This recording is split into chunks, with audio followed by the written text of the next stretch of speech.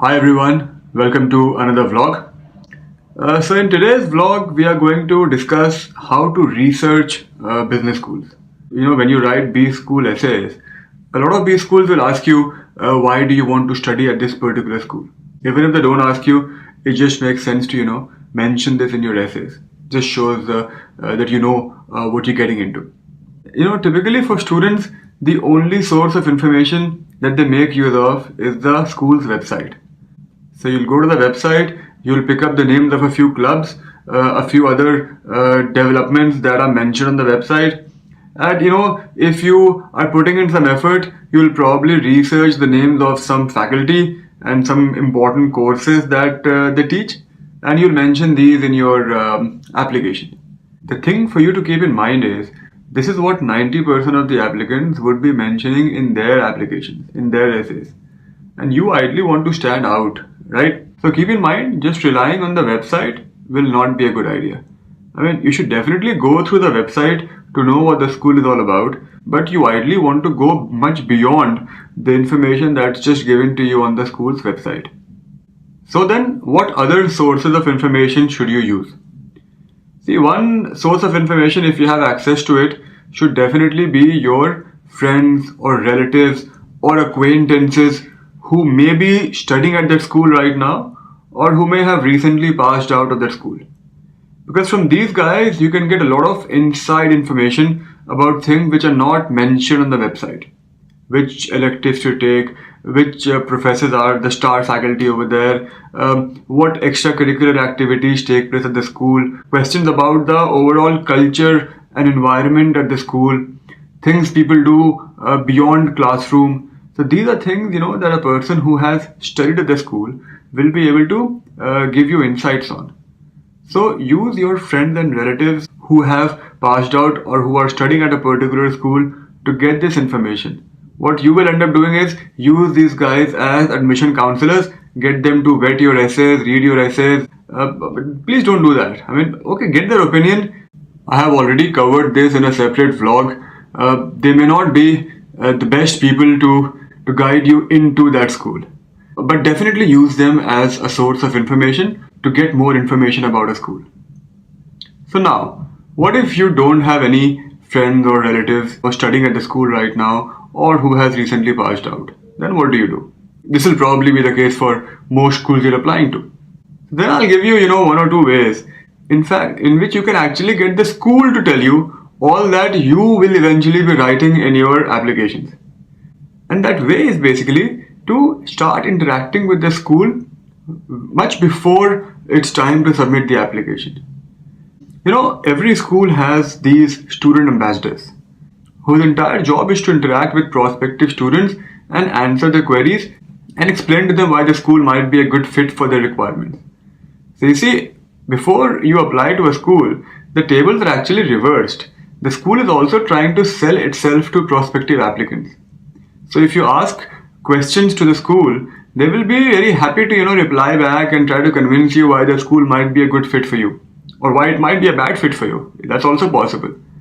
So what you do is you start interacting with these student ambassadors. Sometimes it can be members of the ADCOM itself, whatever it is, and you'll find these details on the school's website. So when you go to the website in your research, get these details, the email IDs of student ambassadors.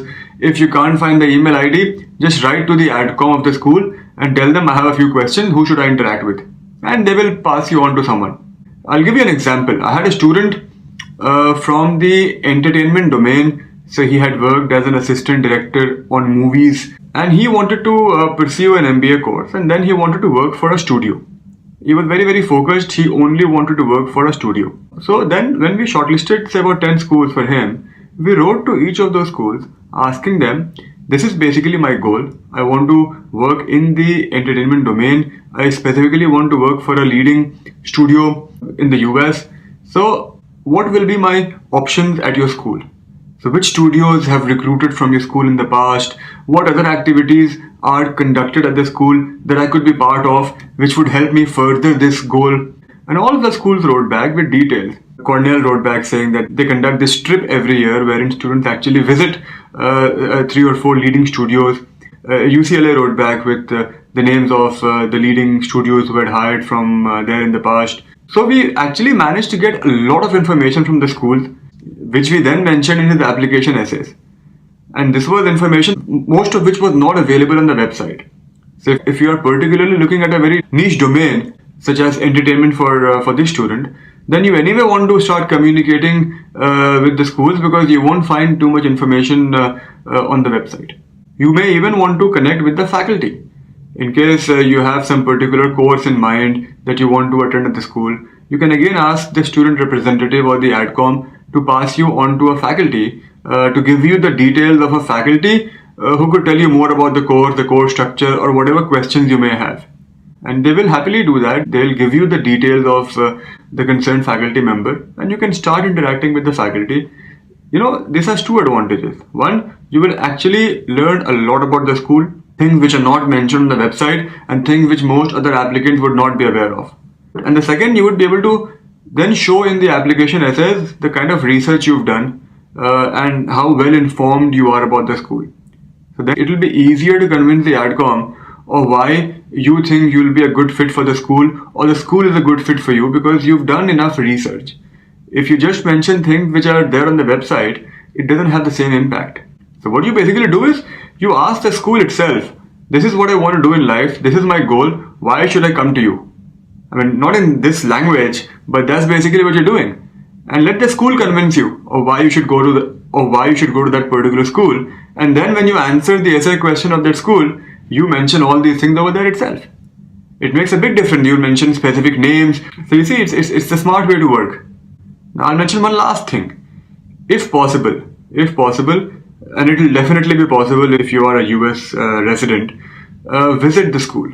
All the schools you're looking at, or at least the top schools in your list, visit them personally. Because you see, every school has a certain vibe around it, and you want to get a feel of that.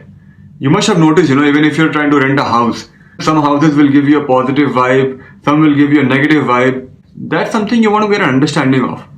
Some schools will just give you a very, very welcoming feel.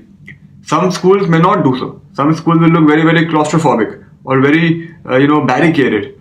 So it's something that I can't describe in specific terms, but it's a feeling which you will get. And this feeling will vary from student to student.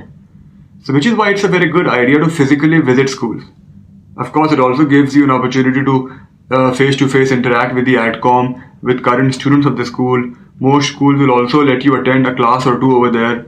So it's just a very good idea to physically visit a school.